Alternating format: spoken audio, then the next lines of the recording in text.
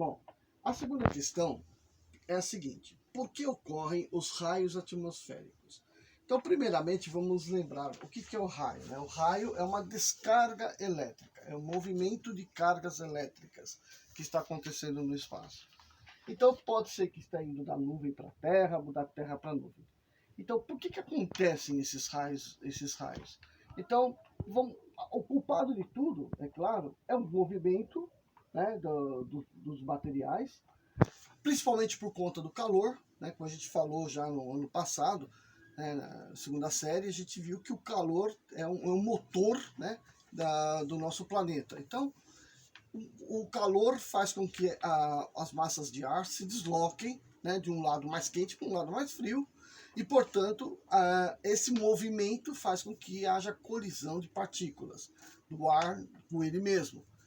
Mas nesse ar também, por conta do calor, vai aparecer vapor d'água. Então, qualquer poça que evapora já jogou água para a atmosfera. Então, é muito carregado no tempo quente de vapor d'água, certo? Pelo menos nas regiões, assim, esquecendo os desertos, tá? Então, vai se acumulando vapor d'água e o calor vai estar fazendo com que isso tenha uma dinâmica maior. A colisão de partículas vai eletrizando as partículas, né? Então, umas perdem elétrons para as outras e, portanto, se eu voltar no outro lado, a gente vê que se o átomo perde elétron, ele fica com mais próton do que elétron. Então, ele fica um átomo, vira um íon positivo. No caso de um outro átomo capturar um elétron, ele se torna mais negativo, que vai ter mais elétrons do que prótons. Então, ele se torna um íon negativo. E aí você tem dois íons, um positivo e um negativo, começa a aparecer as atrações efêmeras.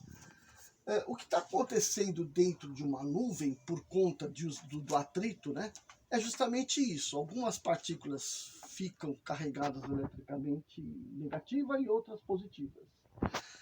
Bom, vamos imaginar como é que é essa nuvem. Então aqui está um desenho mais ou menos, né? Aqui tem uns nimbos com a formação da nuvem. Os ventos empurram as partículas para cima e a gravidade puxa as partículas para baixo de novo. Esse movimento vai gerando cada vez mais atrito, vai formando gelo, coisa e tal. Quanto maior for essa nuvem, maior vai ser o atrito. Portanto, maior quantidade de cargas elétricas estão se formando lá dentro. Bom, acontece que a nuvem vai ficando carregada positivamente ou negativamente na sua base, enquanto a carga positiva, aqui embaixo, na superfície, as moléculas começam a ter os seus elétrons puxados para cima, porque lá está positivo, então puxam as cargas negativas para cima. Se tiver negativamente carregado na parte de baixo, o que vai acontecer? A força, no caso, é repulsiva, então as cargas elétricas negativas são empurradas para baixo, os elétrons são empurrados para baixo, expondo cargas positivas. Bom, mas e daí? Não, daí não acontece nada, enquanto não tiver motivo maior para acontecer. O que é esse motivo maior? É a bendita tensão elétrica. Então, quando tiver uma tensão bastante alta, então haverá uma descarga de cargas negativas. Ou está subindo ou está descendo. E isso é o raio. Agora, para que aconteça esse raio, né, essa descarga elétrica, o meio, aqui no meio, né, tem que ser um condutor. Né? Então vamos ver, o que é um condutor? Você tem os fios que a gente faz assim, as ligações de casa, são todos eles condutores. Todo aparelho elétrico tem que ter um caminho por onde a corrente elétrica passa, então ali tem que ser um condutor. Mas aqui nós estamos falando de ar, e o ar não é bom condutor.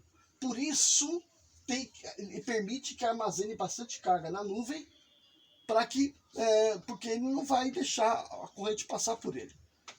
Ele é um mau condutor. Consequentemente, vai se acumulando carga. Quando isso aqui chega a milhões de graus, quando isso aqui chega a milhões de volts, então ocorre a descarga elétrica. Então, essa aqui é a representação. A mesma natureza fenomenológica, o homem aprendeu a aplicar num aparelhinho chamado capacitor, né? O capacitor, ele é como nós já falamos na sala de aula, ele é um componente eletrônico, e ele tem duas placas, uma externa, uma interna aqui, né? Ou isso aqui também, uma externa e outra interna, de maneiras que uma delas se carrega positivamente e a outra carrega negativamente. E dependendo do material que está entre essas duas placas, né, vai se juntar mais ou menos carga elétrica. Se for um material que não é tão mal condutor, junta pouca carga. Se ele for muito resistivo, junta bastante carga, que é o chamado material dielétrico. Bom, então é o que acontece aqui. As nuvens se carregam e pode não ter nenhum raio. E aí, portanto, aqui no meio, o ar sendo seco, né, vai se manter numa boa, uma boa resistência a essa descarga elétrica. Tá bom? Indo para a terceira questão, a gente tem o quê? A pergunta é a seguinte: qual a diferença entre o raio que cai antes da chuva daquele que cai durante a chuva? Então a discussão continua no mesmo nível, né? Eu fiz isso propositadamente. Então aqui, por exemplo, tem uma situação onde você está tendo um céu carregado, mas não tem chuva e, portanto, não tem raio. Agora aqui, veja que você tem uma chuva, uma região que está com chuva e uma grande quantidade de raio. Aqui também, ó, tá vendo? Os raios estão caindo por onde na figura mostra a chuva. Por quê? Porque se está chovendo, o ar não está mais seco. Agora está encharcado, está cheio de água. O raio vai então descarregar porque aquele meio está mais propício para isso. O material dielétrico, que é a água no caso, ele é menos intenso do que o do ar. Então o ar é muito mais resistente e a passagem da corrente elétrica, portanto, precisa de milhões e milhões de graus. Agora, durante a chuva já não precisa de tanta tensão. Então uma tensão mais baixa já provoca as descargas elétricas.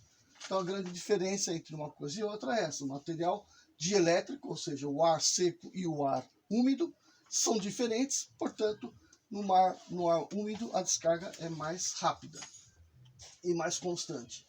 Então a gente tem, numa situação de descarga elétrica, raios que caem da nuvem para a terra e que sobem da terra para a nuvem. Os que sobem da terra para a nuvem, cerca de 5%. De 5% até no máximo 10%. Agora, os que caem da nuvem para a terra, aí é de 20% a 25%. Aí você fala, mas e os outros 70%? Onde é que estão, né? Os outros 70% é a descarga de uma nuvem para outra. Porque lá está tudo úmido, está tudo muito mais simples e as cargas estão mais próximas. Então a descarga elétrica entre as nuvens é muito mais frequente. E se ela estiver lá atrás, escondidona da nuvem, a gente só vê o relâmpago, né? Que nem isso aqui, ó. Você só está vendo o relâmpago, não está vendo o raio. Agora aqui você está vendo o raio, mas é a mesma coisa, né? Tá ou não escondido o raio, está acontecendo a descarga elétrica. Ok?